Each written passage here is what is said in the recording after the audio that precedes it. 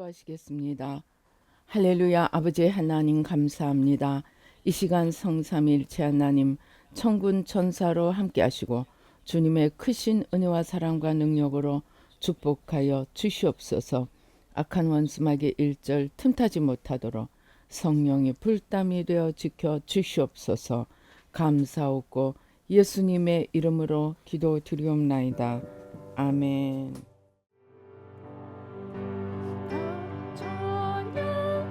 찬양하여라 전능한 창조의 주님 내 혼아 주 찬양 평강과 구원의 주님 성도들의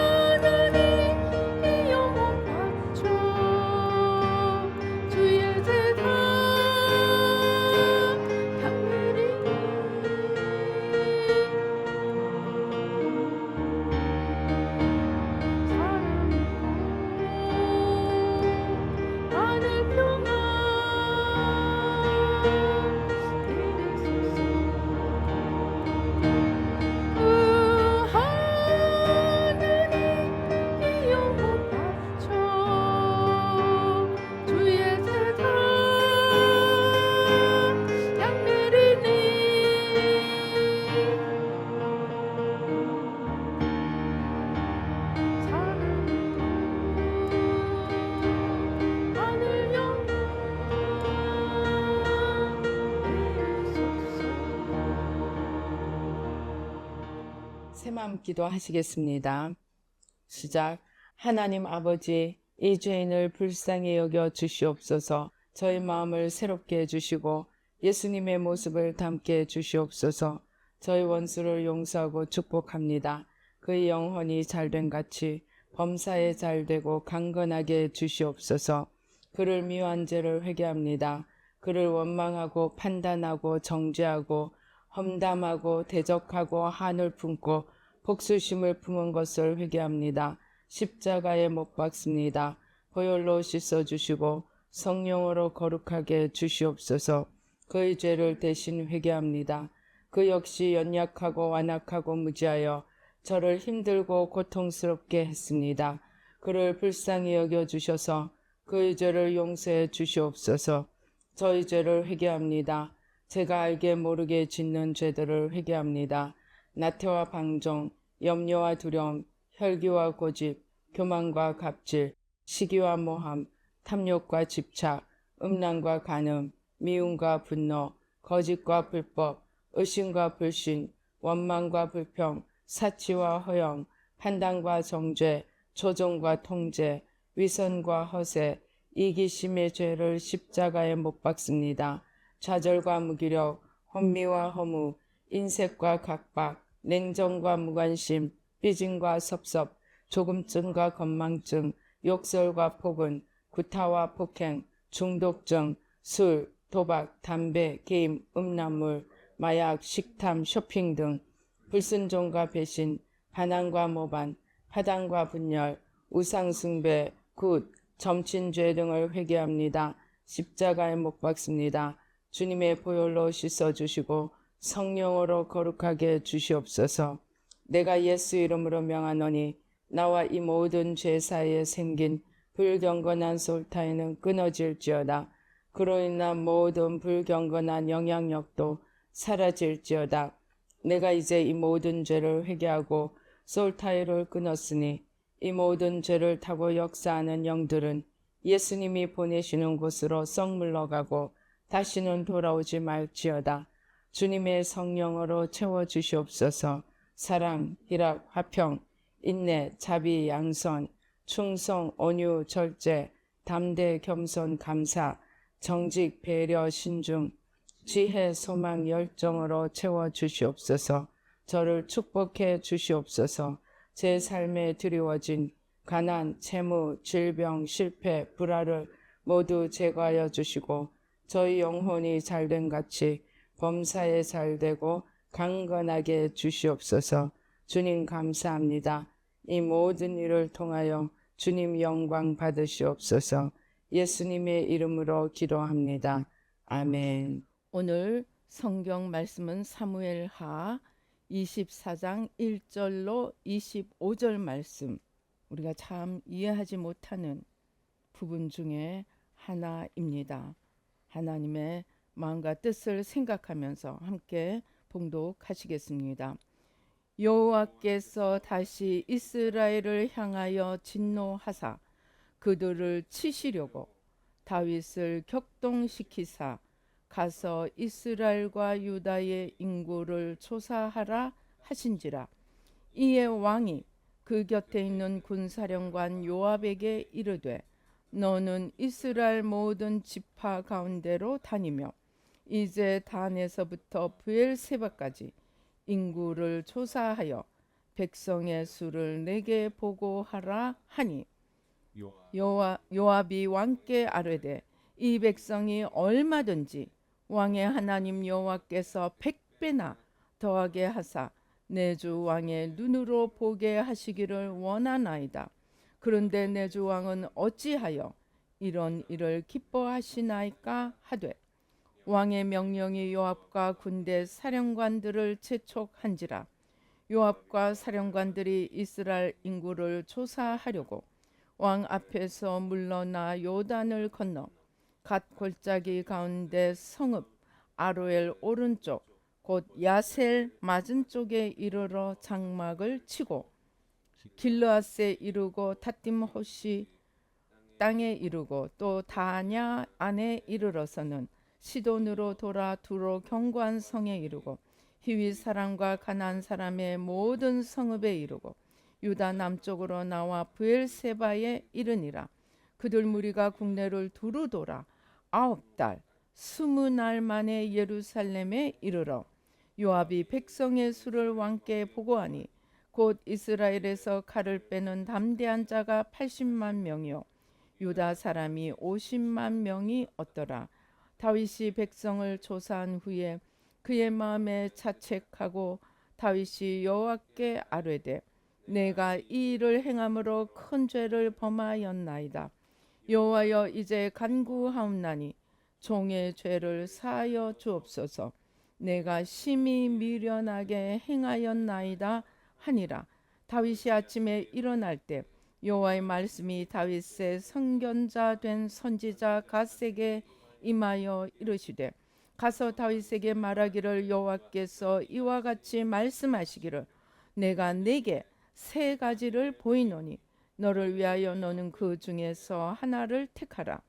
내가 그것을 내게 행하리라 하셨다 하라 하시니 갓이 다윗에게 이르러 아뢰어 이르되 왕의 땅에 7년 기근이 있을 것이니까 혹은 왕이 왕의 원수에게 쫓겨 석 달 동안 그들 앞에서 도망하실 것이니까 혹은 왕의 땅에 사흘 동안 전염병이 있을 것이니까 왕은 생각하여 보고 나를 보내신 이에게 무엇을 대답하게 하소서 하는지라. 다윗이 갓에게 이르되 내가 고통 중에 있도다. 청하건대 여호와께서는 긍휼이 크시니 우리가 여호와의 손에 빠지고 내가 사람의 손에 빠지지 아니하기를 원하노라 하는지라. 이에 여호와께서 그 아침부터 정하신 때까지 전염병을 이스라엘에게 내리시니 단에서부터 브엘세바까지 백성의 죽은 자가 7만 명이라. 천사가 예루살렘을 향하여 그의 손을 들어 멸하려 하더니 여호와께서 이 재앙 내리심을 뉘우치사 백성을 멸하는 천사에게 이르시되 족하다 이제는 내 손을 거두라 하시니 여호와의 사자가 여부스 사람 아라우나의 타작마당 곁에 있는지라. 다윗이 백성을 치는 천사를 보고 곧 여호와께 아뢰어 이르되 나는 범죄하였고 악을 행하였거니와 이 양무리는 무엇을 행하였나이까. 청하건대 주의 손으로 나와 내 아버지의 집을 치소서 하니라. 이날에 갓이 다윗에게 이르러 그에게 아뢰되 올라가서 여부스 사람 아라우나의 타작마당에서 여호와를 위하여 제단을 쌓으소서 하매 다윗이 여호와께서 명령하신 바 갓의 말대로 올라가니라.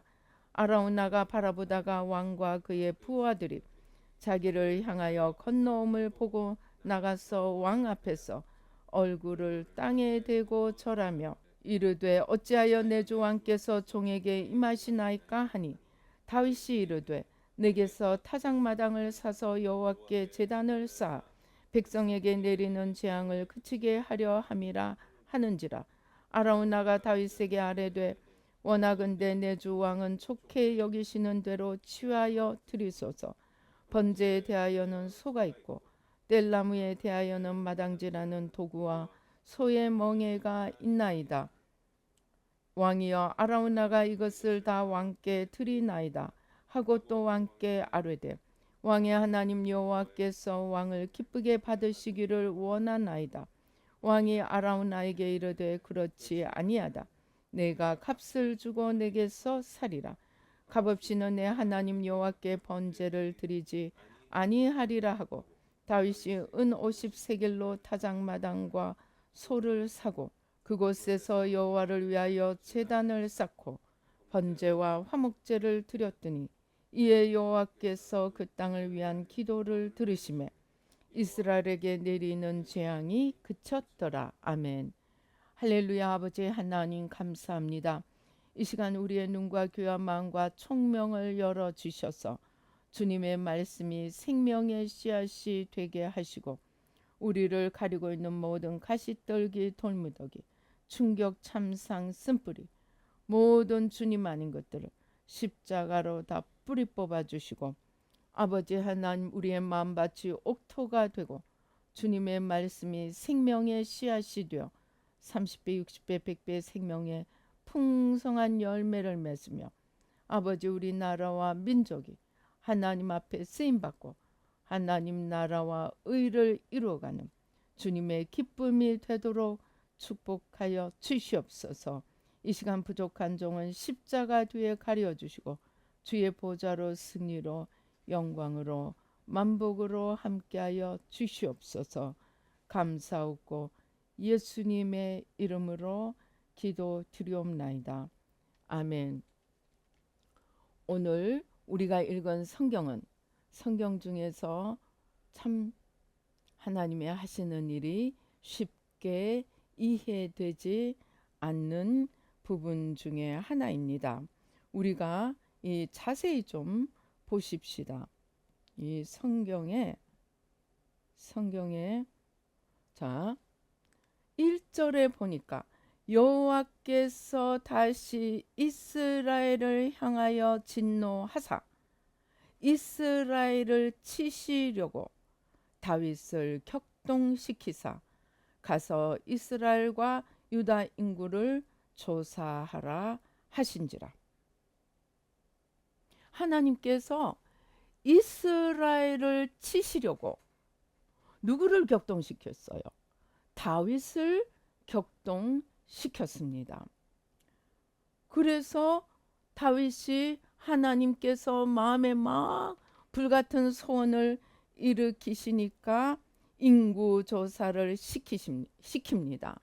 요압이 말려도 듣지 않고 끝내 인구 조사를 했습니다. 9절에 보니까 요압이 백성의 수를 왕에게 보고하였습니다. 무슨 수입니까? 칼을 빼는 담대한 용사의 숫자를 아닙니다. 이스라엘은 80, 유다는 50만. 그래서 도합 130만의 칼 빼는 자가 있습니다. 하고 보고를 했습니다. 그랬는데 다윗이 그 보고를 듣고 뭐라고 합니까? 다윗이 그의 마음에 자책하고 다윗이 여호와께 아뢰되 내가 이 일을 행함으로 하나님께 크게 범죄하였습니다. 자, 하나님이 이스라엘을 치시려고 다윗을 격동시켰습니다. 그런데 다윗이 인구조사를 하고 하나님께 내가 하나님 앞에 범죄하였습니다. 그랬더니 하나님께서 그래 용서할게. 네가 참 기특하구나. 회개를 빨리 죄를 깨닫고 회개를 하니 내가 다 용서하겠노라 하시지 않으십니다. 회개를 하고 엎드리는 다윗 앞에 세 가지 벌 중에 하나를 선택하라는 거예요. 한 가지는 온 이스라엘이 무려 7년 동안 기근을 당할 것인가? 아니면 왕이 석 달 동안 원수에게 쫓겨다닐 것인가? 아니면 전염병이 사흘 동안 와서 백성이 죽게 할 것인가? 한 가지를 택하라는 것입니다. 자, 하나님이 이스라엘에 대항해서 이스라엘을 치시려고 다윗이라는 개인에게 헛된 마음을 주셔서 다윗이 군대 칼 빼는 자들의 숫자를 세웠습니다. 그런데 그거를 듣자마자 다윗이 내가 크게 잘못했구나. 이 성경은 설명을 하지 않아요. 뭘 잘못했다고 하는지. 그런데 아무튼 다윗이 하나님 앞에 회개를 했더니 하나님이 기다리셨다는 듯이 그래 네 죄를 네가 알렸다. 네가 회개한다고 내가 용서해 주지는 않는다. 그 대신 세 가지 벌 중에 하나를 택할 수 있는 기회를 준다 하면서 7년 기간 석 달 쫓겨다니는 거, 그 다음에 3일 동안 온 이스라엘에 천년병이 임하는 거 중에 하나를 택하라고 하니까 다윗이 어떤 다윗입니까? 사울에게 10여 년을 쫓겨다녔던 그 다윗입니다. 원수에게 또 쫓겨다니고 싶겠습니까? 그러니 통과. 그 다음에 하루 이틀도 아니고 1년 2년도 아니고 7년 기근. 요셉의 이야기를 다 알지 않겠습니까? 이 7년의 기근이 얼마나 무서운 것입니까? 그러니 그것도 통과하니까 선택의 여지가 없어진 거예요. 그래도 하나님은 은혜로우시니까 우리에게 연병을 준다 할지라도 그건 하나님 소관이니까 은혜를 베풀어 주시겠지 하고 세 번째를 선택합니다. 그래서 세 번째를 선택하니까 무슨 일이 일어났습니까? 7만 명이 연병으로 죽었습니다. 그리고는 하나님께서 마음을 돌이키십니다. 후회를 하십니다. 아이고, 노아의 홍수를 내리고 난 뒤에 후회하셨듯이 내가 다시는 물러 내가 사람들을 심판하지 않으리라 하셨던 것처럼 하나님이 이번에도 심판을 내린 것을 후회하시고 심판하는 이 연병을 가지고 온 천사에게 멈춰라. 그리고 이것을 멈추기 위해서 무엇을 해야 할 것인지를 알려주십니다. 아라우나의 타작마당에 가서 속죄 예물을 드리라. 그래서 다윗이 아라우나 타작마당에 가서 그냥 주겠다는데도 노노노 하나님 앞에 죄값을 드려야 한다. 그래서 타작마당을 사고 그러니까 아라우나가 소와 이제 그것들을 나무 땔감들을 줍니다. 그래서 그 아라우나의 타작마당에서 속죄 제사를 올려 드립니다. 그러니까 연병이 멈추었습니다. 여기서 우리가 헷갈립니다. 하나님이 이스라엘 백성에게 화가 나셨는데 다윗을 죄짓게 하고 또 다윗이 회개하니까 이스라엘 백성들에게 연병을 내리십니다. 우리가 며칠 전에 감사에 대한 이 양자역학적인 관점에서 이 감사를 의학적으로 최신 기술의 이 뇌와 감정과 파장을 연구하여서 감사가 어떻게 자기와 주위의 사람들과 미래를 바꾸어 갈 수 있는지 배웠습니다. 그런데 거기 잠깐 나왔습니다. 우리가 가장 평안하게 되는 것이 거기서는 우주의 파장에 맞추는 것이라고 얘기합니다. 그러나 우리 그리스도인들은 우주의 파장이 아니고 하나님의 파장에 맞추어야 합니다. 중요한 것은 하나님의 파장과 나의 파장과 우주의 파장이 이게 왔다 갔다 하는 것입니다. 무슨 말이냐? 나는 한 명입니다. 나는 정말 수십억 인구 중에 이 땅에 살고 있는 한 명입니다. 그런데 성경은 그러한 예수 믿는 나를 뭐라고 하십니까? 왕 같은 제사장이라고 하십니다. 저 청와대에 앉아있고 궁궐에 앉아있고 그런 자들만 왕이라고 하는 것이 아니고 하나님 나라에서는 예수 믿는 모든 사람이 왕이라는 거예요. 한 명 한 명이 다 왕이라는 것입니다. 그리고 한 명 한 명이 다 제사장이라는 것입니다. 오늘 다윗은 개인의 자격으로 하나님 앞에 행한 것이 아니고 이스라엘 백성들을 다루시는 하나님의 그 다루심의 대표 대표자로 다윗이 선택되었습니다. 그리고 다윗의 그러한 행위가 다윗에게 벌을 가져온 것이 아니고 이스라엘 백성들에게 벌을 가져왔습니다.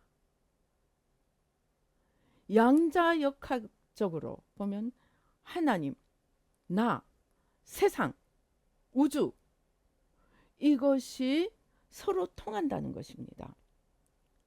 그러면 이게 무슨 말이냐? 나 한 명이 하나님 앞에 바로 서면, 양자역학에서는 우주와 맞춘다고 했는데 우주는 피조물입니다.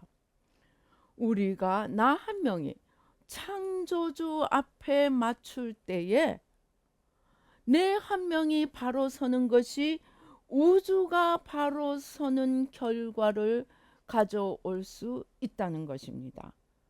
그리고 나 한 명이 잘못되면 우주가 무너지는 결과를 가지고 올 수 있다는 것입니다. 솔로몬이 하나님 앞에 정말 꿈 한번 꾸고 하나님 앞에 정말 전무후무한 지혜와 모든 보화와 영광을 하나님으로부터 축복으로 받았습니다. 다윗이 하나님 앞에 정말 열심히 하나님 한 분만을 바라보고 사울을 미워하지 않고 끝까지 사울을 하나님께 맡기며 걸어갔을 때에 하나님께서 그 다윗을 부르시고 다윗으로 인하여 이스라엘 전체가 복을 받게 되었습니다. 이어서 솔로몬이 하나님 앞에 겸손하게 행할 때 솔로몬만 복을 받은 것이 아니고 이스라엘이 이름이 창대하게 되었습니다. 나중에 바벨론의 포로로 끌려갈 때 그 기록이 다 공개됩니다. 예전에 여기 큰 왕이 있어서 주위의 여러 나라들이 그에게 공물을 바쳤습니다. 그렇게 기록에 남아 있습니다. 그래서 다윗과 솔로몬이 하나님을 사랑하고 하나님을 잘 따라갈 때 다윗이나 솔로몬 한 명만 복을 받은 것이 아니고 다윗과 솔로몬으로 인해서 모든 이스라엘이 복을 받았습니다. 그런데 그러던 솔로몬이 그만 너무 많은 여자들을 데리고 오니까 이 여자가 밀곰에 숭배하자면 밀곰에, 이 여자가 아세라에 숭배하자면 아세라에, 뭐 온갖 신들에게 솔로몬을 끌고 가서 나랑 같이 절합시다 하면 솔로몬이 그 우상에게 절을 하였습니다. 자기가 우상 숭배를 의도한 것은 아니지만 여자들이 죄를 짓도록 부추기는 것을 이기지 못하고 물리치지 못하고 죄를 지었을 때 무슨 일이 일어납니까? 청천벽력 같은 일이 일어납니다. 그렇게 다윗이 수고하고 솔로몬이 수고해서 정말 거대한 이스라엘의 나라, 주위 나라들이 공물을 갖다 바칠 그러한 대국을 이루었습니다. 그런데 솔로몬이 하나님 앞에 범죄하자 2번 경고를 보내셨습니다. 그런데도 한 번 죄의 길에 들어선 솔로몬은 돌이키지를 못하였습니다. 그러니까 어떻게 되는 거예요? 원래 이스라엘이 12지파죠. 근데 한 지파가 레위인이고 레위인은 11지파에게 흩어 살았습니다. 레위인은 모여 살지 않았습니다. 흩어져 살았습니다. 그래서 이 레위인은 치지 않고 11지파를 생각할 때 10지파를 여로보암과 북이스라엘에게 넘겨주고 유다라는 한 지파, 거기에 베냐민 조금 붙어 있는 그런 이 유다 한 개는 남아 있고 10개는 하나님께서 떼서 여로보암에게 넘겨주시고 말았습니다. 죄는 솔로몬이 지었는데 벌은 물론 솔로몬도 받았죠. 그러나 솔로몬에게만 머무르지 않고 온 이스라엘이 같이 벌을 받아서 한 지파만 남고 10지파가 떠나가는 그런 고통을 겪게 되었습니다. 이것이 현재 양자역학이 말하는 원리와 같다는 것입니다. 유대인의 탈무드에 보면 그런 얘기가 있습니다. 정말 여러 마을들이 거의 온 나라가 자연재해를 겪을 때에 유독 한 마을이 그 자연재해가 그 마을은 비껴갔습니다. 그랬는데 정말 우연인지 이 마을에는 아주 유명한 존경받는 랍비가 살고 있었습니다. 그래서 많은 사람들이 그 랍비 때문에 그 마을을 하나님이 제외를 시켜주셨나 보다 그 생각을 했는데 어떤 사람이 깊이 기도하면서 하나님께 여쭈어 보았더니 그 유명한 랍비가 아니고 그 마을에 이름도 없이 빛도 없이 정말 중심으로 하나님을 경외하고 하나님 앞에 진실되이 걸어가는 지극히 작은 자, 아무도 잘 알지 못하는 어떤 한 여인으로 인하여 그 마을을 지켜주셨다는 말씀을 듣게 되었습니다. 즉 우리가 오늘은 다윗, 솔로몬 이런 왕들을 말하지만 성경은 우리 모든 그리스도인이 왕 같은 제사장이라고 하고 그 왕 같은 제사장인 왕은 눈에 보이는 육의 세계에서 보는 왕이 만을 의미하는 것이 아니고 사람들 눈에는 아무것도 비춰지지 않고 사람들 눈에는 아무것도 드러나지 않지만 하나님 앞에 신실하게 걸어가는 그 한 사람의 의가 마을을 살리기도 하고 또 우리 성경에 너무나 잘 아는 내용이 있습니다. 엘리야가 어떻게 합니까? 엘리야가 이 열왕기상 17장에 보면 엘리야가 뭐라고 합니까? 자, 열왕기상 17장 1절에 보면 길르앗에 우거하는 자 중에 디셉 사람 엘리야가 아합에게 말하되 내가 섬기는 이스라엘의 하나님 여호와께서 살아계심을 두고 맹세하노니 내 말이 없으면 수년 동안 비도 이슬도 있지 아니하리라. 엘리야가 이제 내가 말할 때까지는 비도 안 오고 이슬도 없을 것이다 그랬는데 실제로 7절에 보니까 땅에 비가 내리지 아니하므로 시내가 말라 버렸습니다. 그리고 얼마나 물이 없었으면 이 사렙다 과부에게 가서 얹혀서 삽니다. 하나님의 은혜로 시냇가에서도 더 이상 까마귀도 물어다 줄 수 없는데 하나님께서 기적을 베푸사 사렙다 과부에게 엘리야를 붙이시고 남은 이스라엘은 어떻게 되었습니까? 아합 왕 때입니다.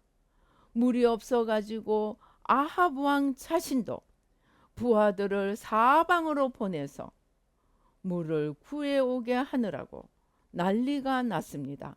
그리고 이를 뿌드득 합니다. 엘리야 때문에 이렇게 가뭄이 왔다고 이를 뿌드득 합니다. 그런데 나중에 엘리야가 아합 앞에 나타났을 때 아합이 엘리야에게 뭐라고 합니까? 너 이스라엘을 괴롭게 하는 자여. 그러니까 엘리야가 말은 우리 바로 합시다. 이스라엘을 기근으로 괴롭게 하는 것은 내가 아니라 아합 당신의 죄 때문입니다. 그렇게 말합니다. 아합의 죄로 인하여서 어떻게 아합이 벌을 받은 게 아니고 온 이스라엘이 벌을 받습니다. 그런데 그러한 하나님의 통로로, 벌을 내리는 통로로 누가 쓰입니까? 엘리야가 쓰임 받습니다. 그리고 마지막에 3년 기근이 끝나고 하나님께서 이 아합이 믿는 바알과 아세라 신들을 심판하시고 그 제사장들 850명을 다 죽이고 그제서야 비를 내리십니다. 물론 지금 우리가 보기에는 아합은 왕이고 엘리야는 유명한 선지자입니다. 그러나 영의 법칙은 유명한 왕, 유명한 선지자만 그런 것이 아니고 지극히 작은 자, 아무 눈에도 보이지 않는 그 내 하나가 하나님 앞에 진정으로 무릎 꿇고 하나님 앞에 진정으로 나가서 회개하고 하나님 앞에 기도할 때 나라도 일어설 수 있고, 또 반대로 아합 같은 왕뿐만이 아니고 누군가 한 명이 정말 하나님 앞에 악을 저지를 때에 온 나라가 고통 속에 있게도 됩니다. 이런 예들이 무수히 많습니다. 우리가 이 성경 역사를 통하여서도 그렇고 기독교 역사를 통하여서도 그렇고 이 한 명이 예를 들면 그 우리가 얼마 전에 중국 그 테일러 선교사, 그리고 또 영국의 웨슬리, 또 미국의 링컨, 그런 한 명들이 하나님 앞에 바로 서니까 어떻게 됩니까? 온 나라가 부흥을 일으키고 하나님의 구원과 축복에 이르게 됩니다. 미국이 이 링컨이 남북을 통일하고 노예제를 폐지하고 하나님 앞에 바로 서려고 하니까 하나님께서 미국을 높이사 열방의 경찰 국가로서의 기능을 하게 하셨습니다. 전 세계에 가장 많은 선교사를 보내는 나라가 미국입니다. 그래서 이제 우리의 태도는 내가 꼭 지금 눈에 보이는 왕이 아닐지라도, 눈에 보이는 선지자가 아닐지라도, 정말 사람 눈에는 아무에게도 알려져 있지 않고 아무도 나를 알아보는 사람이 없을지라도 진정으로 하나님 앞에 무릎 꿇고 하나님 앞에 진실되이 나아가서 빛을 구하고 생명을 구하고 하나님의 길을, 아까 그 파장 얘기를 했죠. 하나님의 파장으로 온 세상이 덮어가도록 그 길에 앞서가는 자가 될 때에 왕 같은 제사장 그 사람으로 말미암아 하나님께서 그가 속한 가정, 그가 속한 나라, 그가 속한 땅, 나아가 열방까지도 바꾸어 가실 수 있다는 것입니다. 반대로 나 하나가 무책임하고 설마 내가 어떻게 한다고 뭐 다른 사람에게 큰 무엇이 있으랴, 그리고 앞도 뒤도 돌아보지 않고 자기 마음대로 행할 때에 그 사람 하나 까닭에 온 가정이, 온 주위 사람들이 어려움을 겪기도 합니다. 이것이 우리 한 명 한 명이 왕 같은 제사장이 되는, 주님께서 왕 같은 제사장이라고 하시는 이유입니다. 하나님 안에서 이 파장의 법칙, 기운의 법칙은 사람 눈에 거대하고 사람 눈에 조그맣고 그런 차원이 아니고, 보이지 않는 이 세계, 영의 세계, 빛과 어둠의 영의 세계를 진정으로 바르게 그 길을 따라 걸어가는 자 하나로 인해서 온 세상이 살아나기도 하고, 어둠을 걸어가는 자 하나를 통해서 온 세상이 죽어가기도 합니다. 그리고 우리는 그것을 인정하지 않으려고 하는 사람도 있겠지만, 가정적으로도 그렇습니다. 한 사람이 기도할 때 온 가정이, 온 가문이 일어섭니다.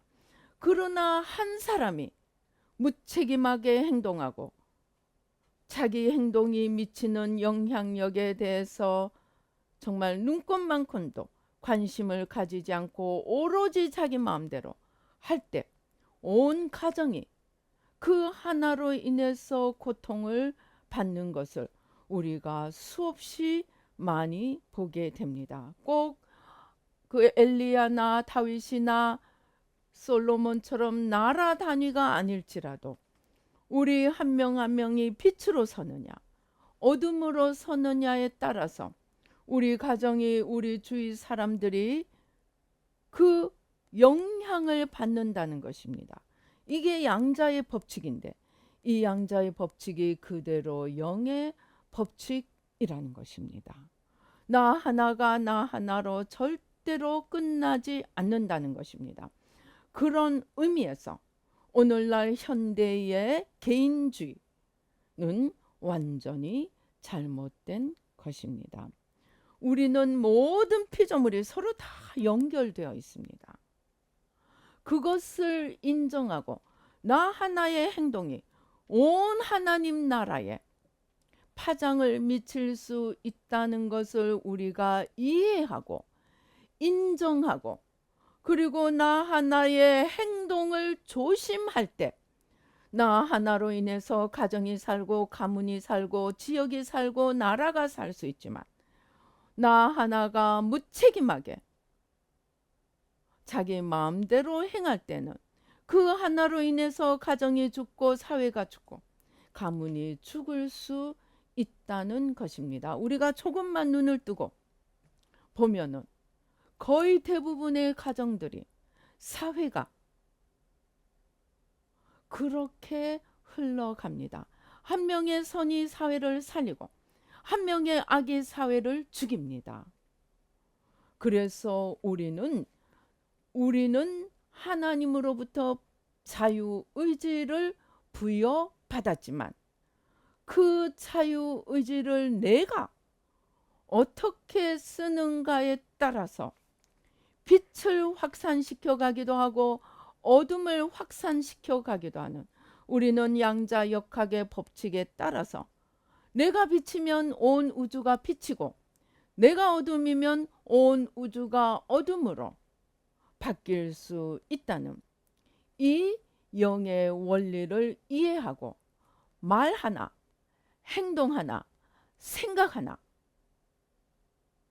우리가 빛 가운데 거하도록 노력할 때 나 하나가 온 세상을 바꾸어 갈 수도 있다는 것입니다. 제가 한국에 나올 때 하나님께서 앞으로 한국이 선교대국, 선진대국이 되리라고 말씀하셨습니다. 그래서 하나님, 그러면 그것을 위해서 제가 무엇을 해야 합니까? 그리고 뭔가 특별한 것을 기대를 하였습니다. 그런데 하나님의 말씀은 너무나 단순하고 간단했습니다. 딱 한마디 주셨어요. 네가 변하면 된다. 그러니까 우리나라가 변하고 열방이 변하기 위해서 내가 온통 쫓아다니지 않아도 나 하나가 중심의 심지를 바로 세우고 하나님 앞에서 바로 설 때 나 하나 까닭에 온 세상이 우주가 바로 서갈 수 있고, 나 하나가 무책임하게 함부로 행동하고 함부로 말하고 함부로 생각하고 함부로 살아갈 때 나 하나가 나라를 헐 수도 있다는 것입니다. 우리가 너무나 잘 아는 설화가 그 실제 예화가 있습니다.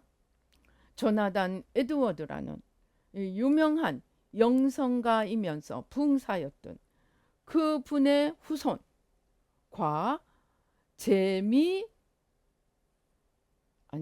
미국에 가는 일본 교포, 미국에 사는 일본 사람의 교회를 핍박하고 교회를 대적한 한 남자, 이 두 사람의 가계도를 조사해 보았습니다.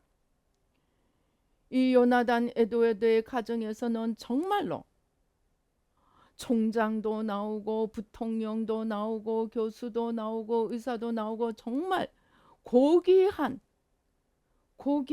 가문을 이루었습니다.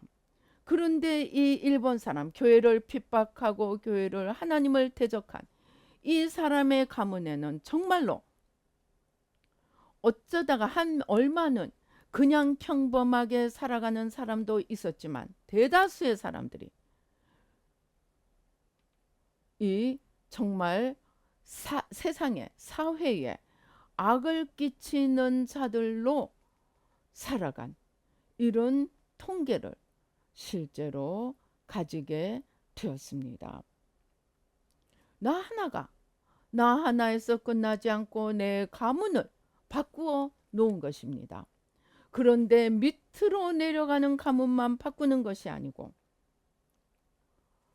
옆으로 퍼지는 세상도 나 하나가 한 명에 의해서 바꾸어질 수 있다는 것입니다. 링컨이 수많은 선거를 나가서 다 떨어졌습니다. 딱 2번 선거에 당선이 되었습니다. 그런데 그는 선거에서 떨어지면 아주 멋있는 옷을 챙겨 입고 최고의 레스토랑에 가서 맛있는 음식을 먹고 그리고 자기 마음을 추스르고 내일을 준비했다고 합니다. 어떤 사람들이 연구를 해보았더니 예를 들면 내가 구의원에서 시작한다. 그러면 구의원에서 떨어졌습니다. 그런데 다음에 또 구의원을 나간 것이 아니고 링컨은 구의원에서 사람 눈에 보기에는 떨어졌지만 구의원이라는 그 단계를 넘어서 다음에 갈 때는 시의원에 또 선거에 나가는 거예요. 시의원에서 떨어지면 나중에 또 이렇게 한 단계씩 높여가서 당선되고 떨어지고 그에 가는 여정을 바꾸지 못했습니다. 그는 계속 자신을 스스로 갱신하여서 마침내 2번 중에 1번 마지막이 대통령으로 당선된 것이었습니다. 링컨이 대통령이었기 때문에 세상을 바꾼 것이 아니고 링컨이 그만큼 하나님 앞에 준비되었기에 하나님 앞에 빛을 따라 걸어갔기에 그 파장이 온 미국을 바꾸고 세상을 바꾸었던 것입니다. 그래서 양자의 법칙은 오늘 내가 빛을 바라보고 있는가, 오늘 내가 어둠을 바라보고 있는가가 나 하나에서 끝나지 않고 내 후손, 내 주위, 그리고 세상도 바꾸어 갈 수 있다는 것입니다.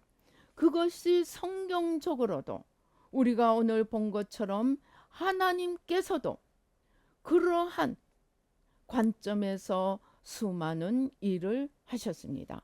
하나님 보시기에 개인과 나라가 왔다 갔다 합니다. 개인이 나라고 나라가 개인이 되고 왜 그러냐? 하나님 보시기에 하나입니다. 그것을 영적으로 제가 이 새마음 중보 기도를 하면서 깨닫게 되었습니다. 성경이 말하는 한 사람 아담으로 말미암아 사망이 들어왔고 마지막 사람 아담으로 말미암아 생명이 들어왔다고 했습니다. 우리 육의 눈으로 보기에는 한 사람이지만 그들의 한 사람이 인류사를 바꾸는, 빛에서 어둠으로 어둠에서 빛으로 바꾸는 그러한 전체에 영향을 미치는 그러한 변화를 만들었다는 것입니다. 그러면은 그 내가 영향을 미치는 반경은 어떻게 정해집니까? 내가 얼마나 주님 앞에 나를 비우고 나를 날마다 십자가에 못 박고 내 안에서 주님이 일어서시느냐, 그 차원에 따라 우리가 영향을 미치는 반경이 바꾸어 갑니다. 그러나 전체적으로는 내가 꼭 그런 것을 의식하지 않는다고 할지라도 내가 주님 앞에 진실히 걸어갈 때 세상 보기에 나는 아무것도 아닌 것 같지만 하나님은 나 하나의 빛으로 인해서 세상이 밝아지게 하고, 내가 마음대로 걸어갈 때는 내가 하는 게 뭐 다른 사람한테 무슨 상관이 있으랴. 그런데 그 상관이 없을 것 같은 그 행동 하나가 온 세상을 어둠으로 물들어 갈 수도 있다는 것입니다. 그것이 대표 단수의 법칙입니다. 소련이 무너지기 전에 어떤 한 명의 중보 기도자가 모스크바의 붉은 광장에서 소련이 이 공산주의 사회주의가 무너지도록 기도하였습니다. 그리고 15분 동안에 영적 멈춤이 있었습니다. 그런데 그 시간에 체르노빌 사고의 단서가 되는 그 기술자의 실수가 있었고, 그리고 체르노빌이 그 참사가 발생하고 소련의 공산주의가 허물어졌습니다. 그 사람은 한 사람이지만 모스크바 붉은 광장에 서서 소련을 대표하는 대표자로 하나님 앞에 기도를 올림으로 말미암아 소련을 덮고 있는 악을 제하고 소련을 구하는 그런 일을 한 것입니다. 그래서 우리가 진정한 그리스도인의 태도는 나 하나가 좀 잘한들 무슨 상관이 있고 나 하나가 못한들 무슨 상관이 있으랴. 오늘부터는 이 태도를 내려놓아야 합니다. 십자가에 못 박아야 합니다. 내가 만물의 중심이고 내가 내 마음대로 살아간다는 이 생각이 가장 적그리스도이고 가장 하나님의 원수입니다. 그러나 반대로 내 하나가 하나님 앞에 무릎 꿇고 내 하나가 죽음으로 내 안에서 주님이 사실 때 내 가정과 내 가문과 내가 속한 모든 것들이 변해가며 나아가 나라와 민족도 열방도 변할 수 있다는 것입니다. 우리가 이러한 무서운 영의 법칙을 제대로 이해하고 오늘부터 이 시간부터 내가 혼자가 아니고 우리가 모두 끈으로 엮여 있어서, 우리 길을 걸어가다가 한 사람이 넘어지면 다 넘어지죠. 줄로 묶여 있으면. 그렇게 보이지 않는 영의 끈으로 묶여 있다고 생각하고 내 하나가 바로 일어서서 갈 때 모두가 힘을 얻고 바로 걸어가고, 내 하나가 내 마음대로 행하고 무관심하게 나의 책임에 대해서 모르고 내 마음대로 걸어갈 때 나로 인하여 모두가 무너질 수 있다는 이 영의 법칙을 깨닫고 두려움과 떨림으로 매 순간, 매일매일, 매 순간순간 하나님 앞에 빛과 어두움 가운데 빛을 선택하고 어두움을 물리치고 주님과 하나 되어 걸어가므로 나 하나 까닭에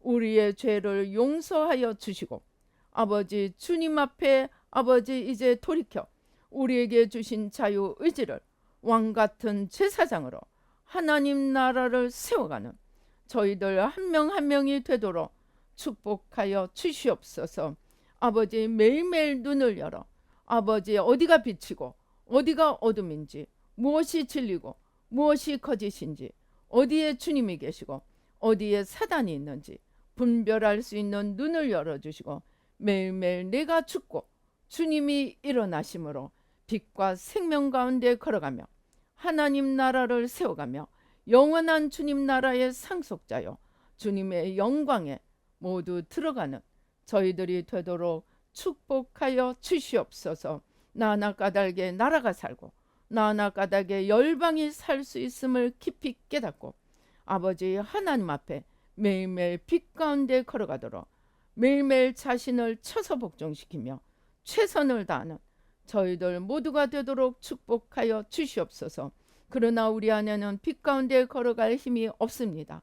날마다 피조물의 겸손함으로 창조주 앞에 나아가 빛 가운데 걸어갈 힘을 공급받아서 매일매일 걸어가며 빛의 열매를 맺어가는 저희들 모두가 되도록 겸손한 피조물의 자리로 창조주 앞에 아버지 매일 나아가 주님과 함께 걸어가며 주님의 공급하시는 힘으로 주님의 나라를 세워가도록 축복하여 주시옵소서.